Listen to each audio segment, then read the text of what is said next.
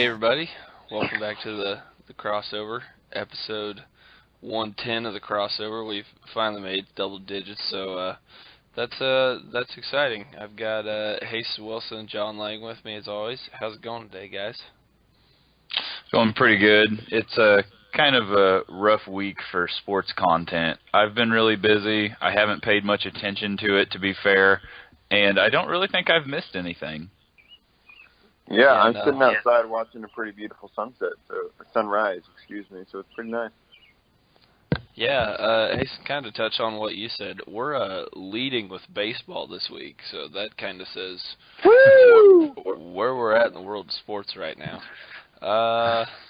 And John, I believe you got a trivia question for us. Yeah, to go with that baseball, kind of.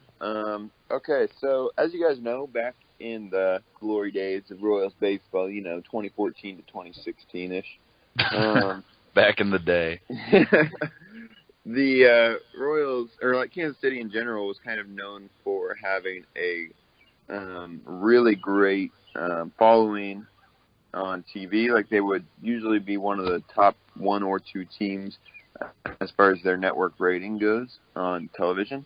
And so basically they would, in 2017, so last year, they were second in all of baseball at this time, with 8% of household ratings during Royals games were tuned into the Royals game, which was the highest of all primetime shows.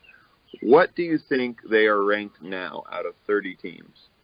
I will tell you, they have dropped the ratings have dropped almost by half. They're at 4.7. Is that ratings across the board have dropped, or just specifically for the Royals? Well, across the board ratings have dropped, but I mean they've dropped more significantly than across the board. Okay. I'm gonna go with a little bit of a surprise. I think they're 12 now. Okay, that's my guess. I think like 28. Yeah. Well, actually, surprising to both of you, they're in 5th. Oh my goodness. Isn't that crazy? That is. I would have never thought that. Way to go, Kansas City. I was shocked. Every single time, it seems like I go to like somebody who's near retirement age that lives in the KC metro area. Like, they've always got, like, every time I go over to somebody's house like that, they always have the Royals game on, just like kind of playing in the background. So I feel like a lot of people tune into the games, but they don't really pay attention to it anymore. Right. Yeah. White noise. Yeah, I think if they did the ratings based on how many people were awake whenever it was being watched, the numbers would probably reflect a little differently, but granted, that is much harder to measure. That's true. They would have to start going into people's houses, and that's a fairly serious breach of confidentiality there. Yeah, that gets messy quick. That's right. Hasten, would you like to hit us with the scripture of the week? Yes, our scripture of the week brought to you by the Richmond United Methodist Church. Open hearts, open minds, open doors comes to us from Philippians chapter 4, verses 6 through 7. It reads, "Do not be anxious about anything, but in everything by prayer and supplication with thanksgiving let your requests be made known to God, and the peace of God, which surpasses all understanding, will guard your hearts and your minds in Christ Jesus." That was our scripture of the day, brought to you by the Richmond, Missouri United Methodist Church. Check out our youth group Wednesday nights at 6 during the school year. All right, thank you, Hasten. And as I mentioned before, we're opening this week talking about baseball. There's actually a lot going on. We're right in the thick of baseball season. We've got to talk about the All-Star game. There's some trade rumors, and of course we could talk about how the Royals are on pace to be historically bad. So, John, what do you want to talk about first? Well, first I want to, clarify. They're not on pace to be historically bad. They've been historically bad. True. So, I mean, let's start with the All-Star game. We'll go there, and then we'll go into some fun little trade rumors. Sounds good. Yeah. Okay, cool. So, All-Star breaks next week, guys. I'm sure you guys know that. Actually, I was pretty excited to find out about Nick Markakis, who I gave a shout out to earlier in the show. Several weeks ago. That might have been week 1 or 2 actually. He will be playing in the All-Star game for the first time in his career. Wow. So maybe that'll help his Hall of Fame case a little bit. I would guess that most of our listeners still have no idea who Nick Markakis is, but go listen to I think it was week 2 maybe. I'll say week 2. With that said, the Royals will be represented by Salvador Perez. You guys have any thoughts on that? Salvador Perez is having probably his worst year of his career right now. Yeah, did he get in right away? Oh, no, that was Yadier Molina, that it was after, further consideration that he got in or something. Yeah, I don't know. Did you think that old 5-hit Whit should have been in, Whit Merrifield? Yeah. So I really thought there was no chance that anybody on the team would make it except for 5-hit Whit, as you called him. Yeah. Because he, his versatility, that can be a great weapon when you have a team full of all-stars that have never played together, and where everybody gets to play, kind of. They could throw him out in right field or third base or second base or wherever they needed a guy, and that can be a pretty big weapon in a game where, like I said, everybody gets to play, kind of. But instead, Salvador Perez got voted in on the players' vote. Okay. Which is kind of, Justin Verlander kind of went on a rant on Twitter, not about him, but about the AL's ERA king. He didn't get in at all. He's on the Rays, and he didn't get in on player vote or, writer vote or anything. And so I'd like to kind of hear your guys' take on player votes and how, those are thought to be the better way to do it because they're more accurate because the players know. But what do you guys think? I think it's stupid. Yeah, cool. And here's why. Period. End of discussion. I think it's stupid. Hey, Snowy, no. I think it's dumb. Sure, the players know more about the game than any of the writers or fans, but do they watch the game more than any of the writers or the fans? I don't think that's possible when you get down to it. The writers should be the ones that vote on it because they're the combination between the people that understand the game and the ones that watch the game, and they're going to be wrong because they're journalists and they're not always going to be right. They're not always going to make the right call, but I think that's who should be voting on stuff like this. Fan votes and player votes are both stupid. Yeah, the player votes, I see why they do it, obviously. It's just to get the fans engaged and get them involved and stuff. But, the player votes, it's kind of a microcosm of what the fan votes look like because, the players are still voting based on popularity contests a lot of the time, just like what the fans do. So it's really not a huge difference, even though in theory, yeah, the players should know more about it and they should be better informed. It usually, from what I've seen, hasn't really panned out where they've saved somebody that I thought really deserved to be in that wasn't going to get in. Right. And John, maybe you can speak to that a little bit more because obviously I don't follow it as closely as you do, but that's been what I've seen. Yeah, no, I'd say you're right. I think kind of like what Chandler said, or no, you said it, excuse me, but it's a popularity contest. And take Alex Bregman. He's going to be starting for the Astros at third base for the AL team. Actually, he might just be a backup. Regardless, he's third baseman for the Astros. He'll be on the All-Star team.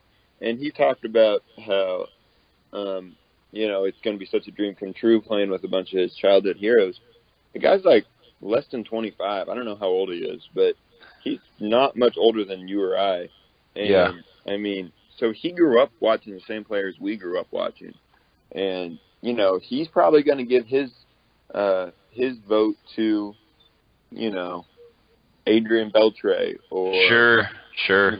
The Ichiro type, his childhood heroes over, somebody that might actually deserve it and is a little younger that he's just not as familiar with, for example. Whit Merrifield. Right, exactly. So, I mean, I think while they do have their benefits, I just don't know. Yeah. So, you got more? Well, I was just going to say, at the end of the day, the sports writers are the ones with the most power to be wrong, if that makes sense. You know, if they're going to be wrong, they're the most justified in doing so. Because, I mean, you know, players, they maybe get to, you know, watch SportsCenter and see who made the big play that day, or, you know, they might vote based on whoever they saw last week that had a good game. You know, it's just, I don't know, it's not a great system for players to vote. Yeah, kind of on that. So, like, when college football rankings come out and stuff, and we can touch on this a little later, I guess, but do you guys take more into account when, like, the Baseball Writers of America, you know, the College Football Writers of America, whatever writers organization comes out with their rankings, or the coaches poll? Or is it just whichever ranks your team higher? Well, that certainly makes a difference. I honestly, and I know this is kind of counterintuitive to what I just said, but I kind of tend to side with the coaches poll a little bit. You know, it's kind of the same thing where they don't really get to watch, but even media members aren't going to watch every college football team every Saturday. So I usually tend to respect the coaches poll a little bit more, but I don't know, maybe that's just because I tend to be a coach. I don't really know why that is. I don't have a great reason. Fair enough. Yeah, I don't know. I kind of look at both of them and just average where my team's at to see really how they do. I mean, I'm glad that they have multiple, but anyway, I don't want to cut this short, but I am bored of talking about the All-Star Game voting. Let's move on to some trade talk. Yeah. So, John was just chomping at the bit to talk about this, and he said to Chandler and I, why don't you guys look up some big-name guys who might be changing teams here, and we'll talk about them here before the trade deadline. And I didn't do that. There's only really two people that I care about what's going to happen to them. But before I get into those two people, John, I got to ask you, is there really any desirable pitchers for any teams out there that might be available in a trade? You know, like the Royals went out and got Johnny Cueto for their World Series run. Is there anybody like that could shore up a rotation, or maybe somebody in the bullpen that people are looking to add? Because it doesn't seem like there's a huge market right now for that kind of a thing. Well, yeah, you're kind of right. So I don't know if you remember in 2015, the Royals went and got Johnny Cueto. The Blue Jays went and got David Price. And kind of, it wasn't under the radar, but it was kind of more forgotten because the Rangers weren't quite as good. But they got Cole Hamels from the Phillies that year. Right. And so Cole Hamels kind of took the Rangers to the postseason. They ended up losing to the Blue Jays. And the Rangers haven't been as good since. So Cole Hamels on the market this year. But he's got a couple more years left on his contract, I think. He's not a rental. So he'd be a little more expensive, and he hasn't been as good. And he's getting old. And he's getting old. So, I mean, he's on the market, but he's a bigger name than probably he will actually. He'd be a 3 or 4 on some of these better teams. You know, he'd be like a 3 or 4 starter, I'd say. Probably get a postseason start, but not, you know, lead the team to the World Series. Okay, yeah. The bigger name is Jacob deGrom. And Royals fans will remember him from the World Series in 2015. He's on that guy definitely owns a surfboard. If you have not seen a picture of this DeGrom character, he has hair like down to his waist, and it's like bleach blonde. Yeah, he's kind of hippie, but he's got a 1.7 ERA or something last I checked. And he's the same way. The Mets aren't sure if they want to trade him or not, because he's so good and he's so young, and the Mets still have a couple of years left on him. But they're also saying, you know, are the Mets really going to be good enough in the next couple of years to use him? So They might trade him. It's just hard to say. New York sports media, it's kind of blowing up and it's making a lot of stories, but it's hard to say what'll actually happen there. But he could actually really help a team. Okay. So those are kind of your main pitchers. So then let's move into some bats here. So the big one that everyone's talking about is Manny Machado from the Orioles. He's their big slugger. Do you think the Yankees are going after him? I'm sure every team that's within 3 or 4 games of a playoff spot's called the Orioles about him just to, see what the asking price is. And I'm thinking it's probably way higher than, anybody's willing to give up. Yeah. And I think teams are just kind of waiting it out. Because at a certain point, the Orioles are going to trade him. Yeah. It's just a matter of how much they're going to get back. Because he's having a career year this year, isn't he? He's playing well. He's over 20 home runs, I know, at the All-Star break. Yeah. So I've heard it said that the Yankees, if it doesn't work out to get Machado, they might be coming after Royals third baseman Mike Moustakas, who he's kind of like, I guess, their version of a discount Machado. But it's not really like the Yankees to go after someone on a discount. Yeah, I've heard that instead of him being a discount, because Machado plays shortstop, he can play third base, but he likes to play shortstop. And I think that any team that trades for him will want to keep him happy and will play him at shortstop. The Yankees have a phenomenal shortstop in Didi Gregorius. So I've heard that the Yankees will think about trading for Mike Moustakas and put him at first base, which is kind of why the Royals have been, showing him off at first base. Yeah. For a week. Yeah. And so I could see that. I could see him being one of the more Yankee-type bats, and if he could slide into first base, play decent defense, I think he would just destroy Yankee Stadium. It's known for being short and having lots of home runs hit. Right.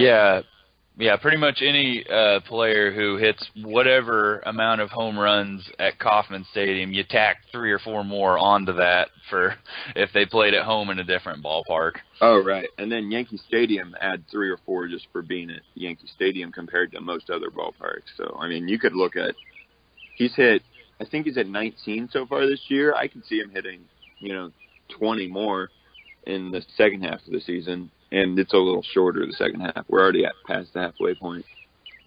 Yeah. Right. Real quick, John, how many games are the Royals going to lose this year? Okay, I just want to preface this by saying that I thought they were going to go about 75 and 87. So don't take my advice or my words to Vegas by any means. But I would say they're going to lose about 103 games. Yikes. Yeah. And that's only 103, huh? Actually, I'm going to bump that up. Let's say they're going to win 60.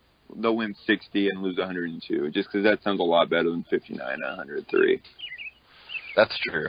That's true. Well, if they do win their next 40 games, they will be back to 500. So that's pretty good. The Royals are pretty bad. John, how long is the rebuild going to take? When will the Royals be competitive again? Well, this year they're going to sell house. And then, I'm just thinking, let's see. We've got some prospects, that I've talked about it multiple times. But when will they actually compete? I would say they'll be relevant, not horrible to watch in about 2.5 years. Like, not next season. And then the next season, I think their guys will start coming up, and it'll be entertaining to watch. So that'd be the 2020 season. 2021, make that, they're learning. And then 2022, maybe they're relevant and could make a run if they are fine, Mm-hmm. So what you're saying that hurts me to say. it's gonna be a minute before the Royals Yeah. are fun to watch again. Well, the good news is that people will be tuning in to take a nap while the Royals are playing baseball, so that'll be a good thing. I think we covered the baseball pretty well, wouldn't you all agree? I think Yep, so. definitely. That's all I can handle for one day. Well, I think now it's time for our first ever story about football on the crossover. I don't think it's ever happened up to this point. And I'm glad that this is the story that we're This starting is with the for one football. we're starting with. Of course, we're starting with Pacman Jones. Yes. Because, that's where you kind of have to begin. Yes. That's really the root of football right there. It's the beginning and the end, the alpha and the omega of football. Yeah, so let me tell our listeners a little bit about Pacman Jones and his history a little bit. So his name's Adam Jones. Everybody calls him Pac-Man, and he's been he's been a corner, a safety in the league for a long time. Is that right? Yeah. Yeah. I don't even think he's playing anymore. No, he might be retired now. He played most of his career for the Cincinnati Bengals, and there's this stand-up comedian named Tom Segura who had a run-in with Adam Pacman Jones, and as he tells this in his stand-up bit, and he's talking about, if you don't know who Adam Pacman Jones is, he makes a gun with his hand, and he's like, just think, bang, bang, bang, ba-bang, bang, bang. And he says, Pacman Jones has been involved in not one, but 2 strip club shootings in his life. So that's just a little bit about Pacman Jones. And he continued to keep it real this last week as he was involved in an altercation in an airport. And Good place to have an altercation. Yeah, of course. So in typical Pacman Jones fashion, some guy in the airport started, who was an airport employee, mind you, started yelling either slurs or just yelling, trying to make fun of Pacman Jones or whatever. So of course, he's not going to just let this slide. So he goes over to this guy, and this airport employee punches him in the face, to which Pacman Jones responds by throwing him on the ground. Now, it actually injured Pacman Jones a little bit. He had a cut on his face or something like that from getting punched. And he definitely could have pursued charges or whatever, or gotten medical attention for this, but he just refused all of that, I think, and just got on his plane and left. Because, he keeps it real. And this other guy, the airport employee, he got arrested on, I think, second-degree assault charges or something like that. But just another day in the life of Adam Pacman Jones, and he graces the world with this wonderful story on a day where there's hardly anything in the sports world to talk about. Yeah, he really came through in the big time.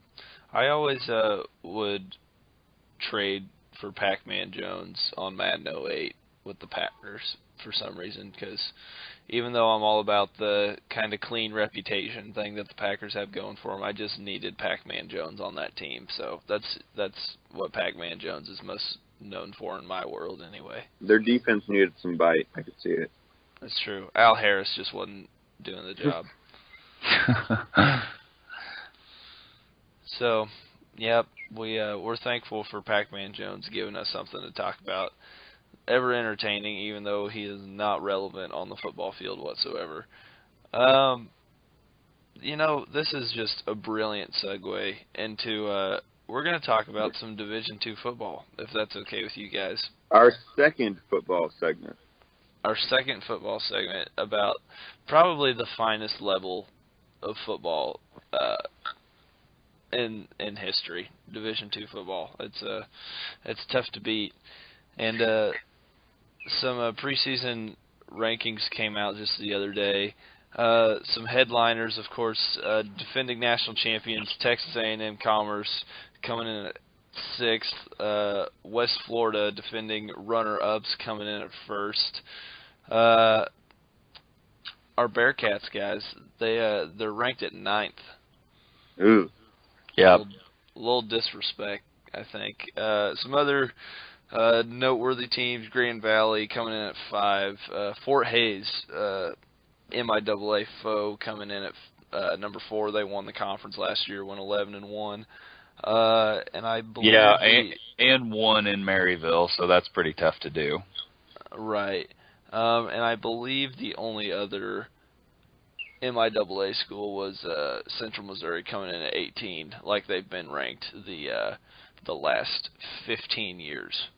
Yeah, I'm pretty sure that Central Missouri is just perpetually ranked at number 18. Like they never rise above, they never drop below. Seems like every single year, the entire season, they're ranked like number 18. It's strange. Yeah. And then Northwest beats them by like a solid 4 touchdowns whenever they play in Arrowhead Stadium. Except for this last season. Or on the last play of the game. Right. Break their hearts. Yeah. Yeah. Good times. Guys, what do you foresee for the Bearcats this season? Yeah, I think that this is the only team out of this whole list that we're really qualified to talk about, because I don't know a darn thing about anybody else. I don't know what kind of players they have. I'm sure that Fort Hays is probably going to be good again this year. I think they're returning a lot of their defense, which was stifling last year. Northwest couldn't score on them. That's not saying much. Their offense was pretty horrible and very inconsistent last year. I think that it all comes down to Northwest offense. If they can find an answer at quarterback, if they can figure out what weapons they're going to have. I know that they got a new All-American running back to transfer in from Missouri Western, which had to absolutely spurn Mo West. I think health is going to be a big issue. That was one of our biggest problems last year on the offensive end, was just nobody could stay healthy. We were down to signing Devontae Mosby off the basketball team to play wide receiver for us at times, because they're just so injury-ridden at wide receiver. So if Northwest can figure things out offensively, they're probably going to have a number 1 defense again this year. I think things are pretty good going to be pretty good for the Bearcats. Yeah, John, you want to touch on this? Yeah, I do not go to Northwest, and so I usually catch 1 to 2 games a year. I was at Arrowhead last year, saw that big win, and I mean Haston touched on everything I was going to talk about. Last year it seemed that when the offense could figure things out, they were throwing to basketball players, and they just couldn't get it going. The defense was, if not the best in the nation, I don't know the numbers, but they were well past being good enough that they could have contended for a national title with a solid offense. But you need both sides of the ball, and isn't that the great thing about football? Yep. The defense did not allow a single rushing touchdown last year. Well, there you have it. Yeah. Only team across all divisions of college football to be able to claim that. That's pretty impressive. That's really impressive. Yeah, it really is. I'll just jump in here real quick. I think there's some concerns, maybe just among the general public and maybe around the MIAA, that the Northwest defense is going to fall off a little bit. I'm here to tell you that is not going to happen. It's just not. Graduated a couple of senior defensive linemen. What's new? Same story last year. Still a great defense last year. Same story the year before that, too. Same story the year before. I mean, it's really next man up on the defense, and I think that you look at the talent on that defense. You got Ben Altoff anchoring that defense in the middle. I'd look for him to probably if he can stay healthy, I mean, I bet he has in the neighborhood of 140 tackles and will be an All-American this year. He was absolutely a stud last year, so him coming back his senior year, he'll be impressive. And yeah, just on offense. And Ben Altoff, he's speaking at our high school sports and faith camp this Wednesday, so got to be excited about that. That is true. Cool. Excited to hear Ben speak. You know, on the offensive side of the ball, there were some growing pains last year after AD moved on to greener pastures. But, you know, you're just going to have that. I mean, that's familiar to Northwest fans. Whenever, you know, Coach T stepped down and AD took over, there were growing pains, you know, going through those years for a few years, in fact. So it's nothing new, but I really look for the offense to just be explosive this year. I mean, the running back depth is better last year. Obviously, Josh Caldwell transferring in from Mo West, like you mentioned, Hasten, that was a shot in the arm for the offense. And, you know, Jaden Kowalski, the redshirt sophomore, he's going to be leading the team at quarterback. Honestly, probably could have been the starter last year, but whenever you've got two seniors battling it out to be the starter, you know, you kind of got to go with one of those guys, so I understand that.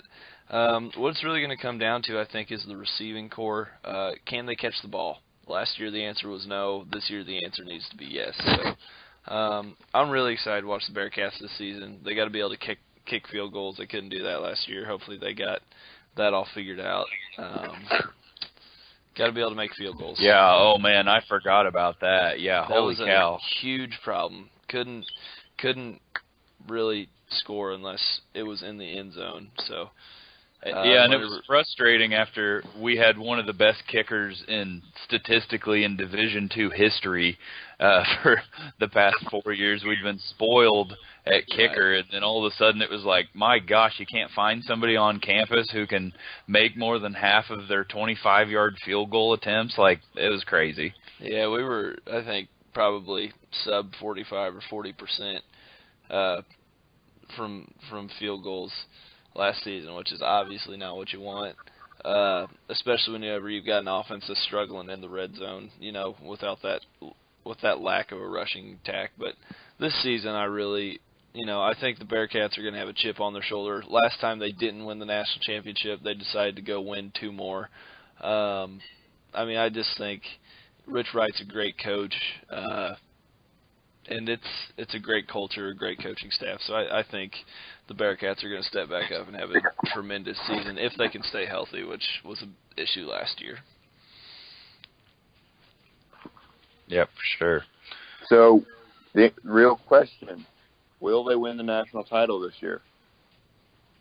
I'm going to say yes. Yeah, I look for Kowalski to step up. He was a nationally recognized player in high school. He won some big Gatorade-sponsored award for playing quarterback. He had Division I offers to Wyoming, Nebraska, some other place that I can't remember, like, you know, one of the Dakota schools, I think. I think Central Michigan, maybe. Yeah, I think that's right. And so he's big time.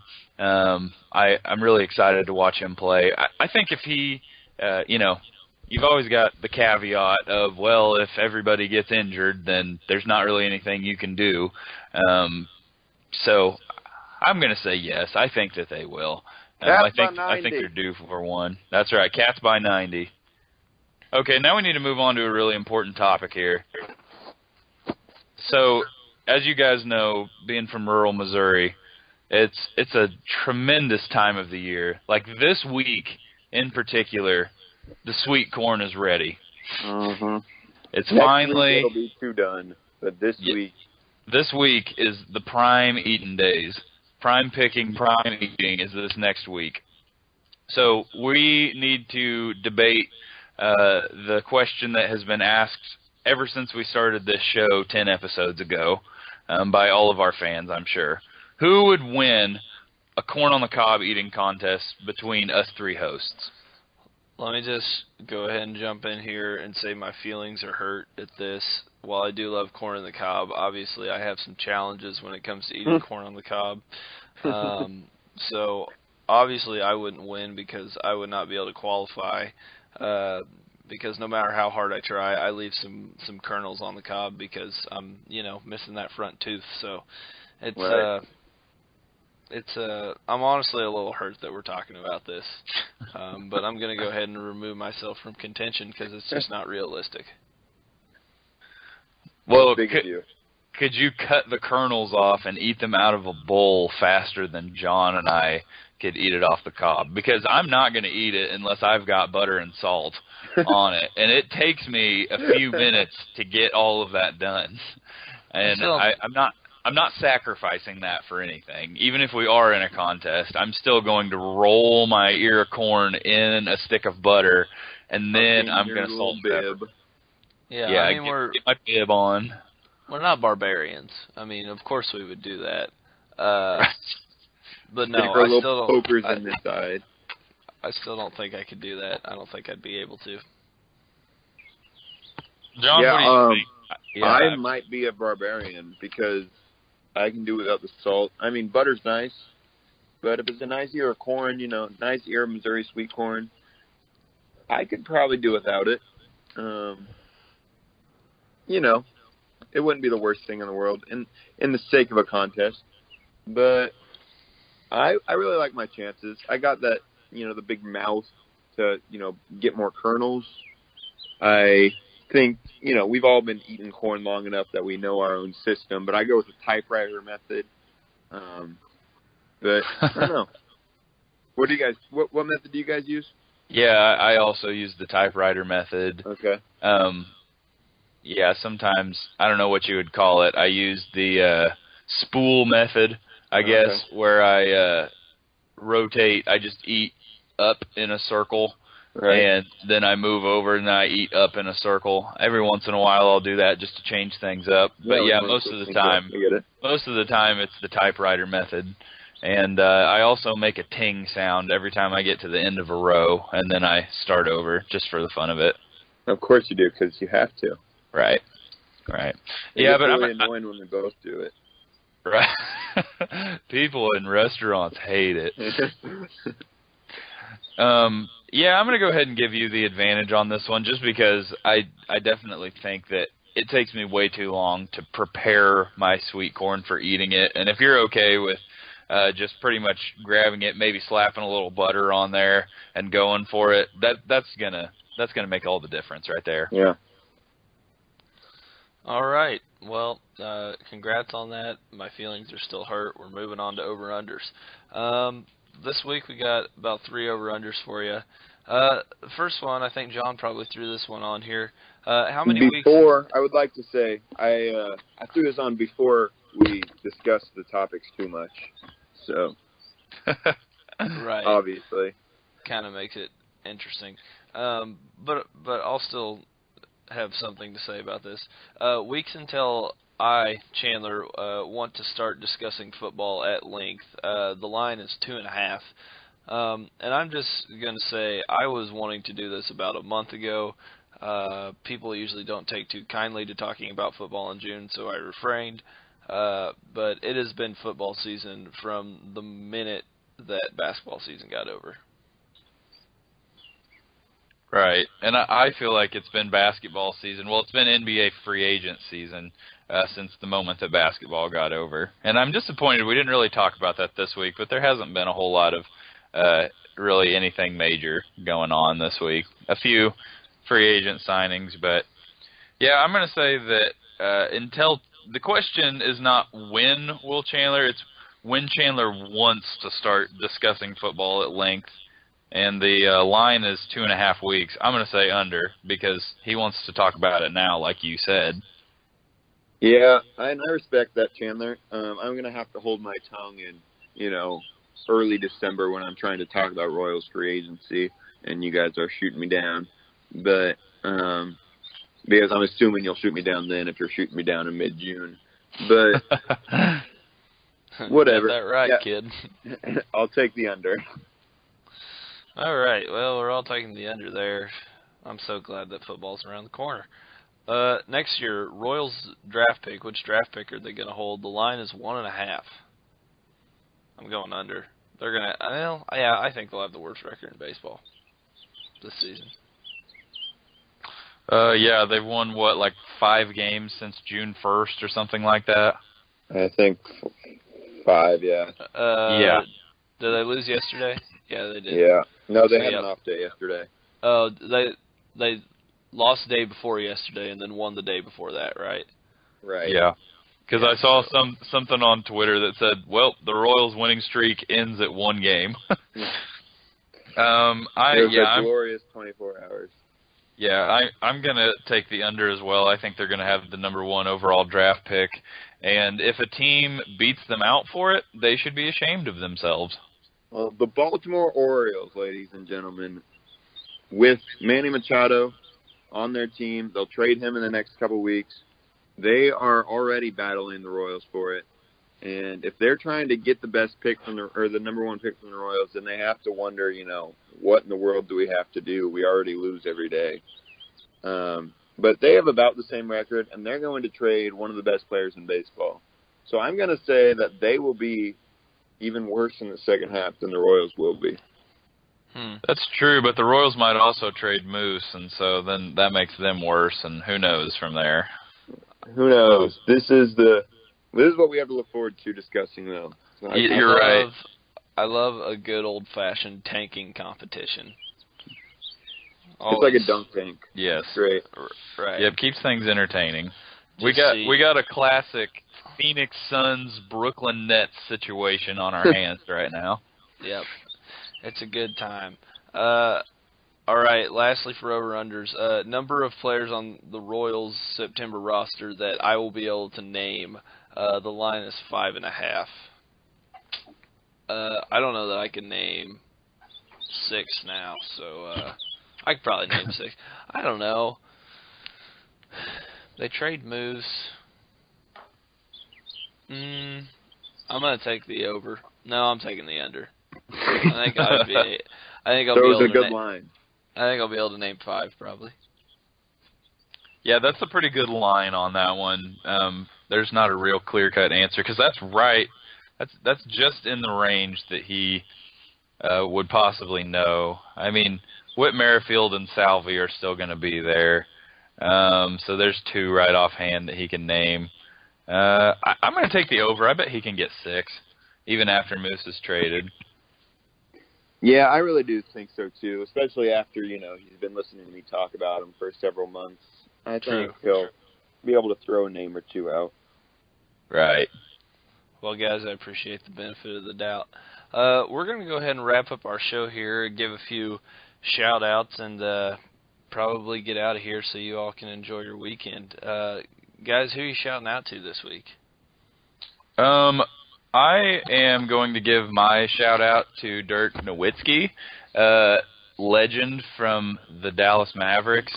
I used to make fun of Dirk all the time, but I think as I've gotten older and as he's gotten older, I've grown to appreciate him and his game a heck of a lot more. And I think I used to really hate him because, he was some of the Miami Heat's main competition in some of those NBA Finals games, and he usually got the upper hand. So, but I've grown to really appreciate Dirk here late in his career. And I stumbled across his Twitter bio last night, and it graced me with what he said. If you don't know what Dirk Nowitzki looks like, he is the tallest, whitest, goofiest looking dude you've ever seen. He's got a mop for hair, and he always has. And his Twitter bio says, tall baller from the G, because he's from Germany. So apparently Germany's called the G by the kids these days. And I really like that. That's great. So shout out to Dirk for a great Twitter bio and for Does that aging make like me a fine wine. medium-sized baller from the T? Yes, it does. And I think that we can say that about everything now. Yeah, like I'm a medium-sized baller from the M. I'm probably going to just say the Mound from Mound City. Right, the mound sounds better. John, who you shouting out to this week? Well, I promised I would because I don't know if you remember last week on our botched attempt at going live. We had one viewer for a large portion of it, and it was made known to me that our one viewer was Nicole, and she never commented in or anything, and she didn't get any of our comment or any of our shout outs last week, so I promised that I would give her a shout out this week. So shout out to Nicole, who I may or may not be dating. Well, good. That was lovely. Lovely tribute there, John. Guys, my shout out is going to the 2009 Kansas City Chiefs. I don't really know why. It was a terrible time. They went 4-12 that year. I think it was Todd Haley's first season. But this was the year that they beat Pittsburgh in overtime. I believe, at home, I think, whenever the Steelers were coming off of a Super Bowl victory. So, it just reminded me at a young age that anything is possible, and I appreciated that. And then the next week they proceeded to lose by 30 points to the San Diego Chargers in a game in which they turned the ball over 4 times. So, shout out to the 2009 Kansas City Chiefs. Yep, keeping us honest, keeping us on our toes as fans. We never really know how good they are. Never forgive, never forget. Alrighty, well, with that, we're going to wrap up our show, and we hope everybody has a great weekend, and we'll see you next time on the Crossover.